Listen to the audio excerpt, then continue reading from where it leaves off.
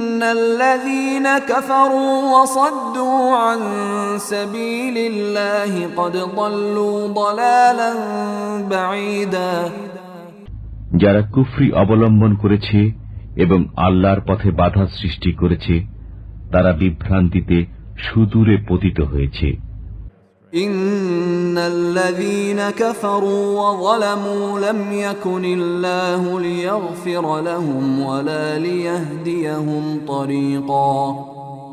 যারা কুফরি অবলম্বন করেছে এবং সত্য চাপা দিয়ে রেখেছে আল্লাহ কখনো তাদের ক্ষমা করবেন না এবং সরল পথ দেখাবেন না। ইল্লা তরীক জাহান্নাম খালিদিন ফিহা আবাদা ওয়া কানা যালিকা আলা আল্লাহি ইয়াসীরা।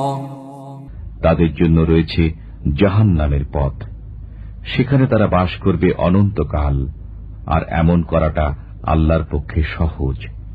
ইয়া আইয়ুহান নাস ক্বাদ জাআকুমুর রাসূলু বিল হাক্কি মির রাব্বিকুম ফাআমিনু খায়রাল লাকুম ওয়া ইন তাকফুরু ফাইন্না লিল্লাহি মা ফিস সামাওয়াতি ওয়াল আরদ ওয়া কানা আল্লাহু আলীমান হাকীমা।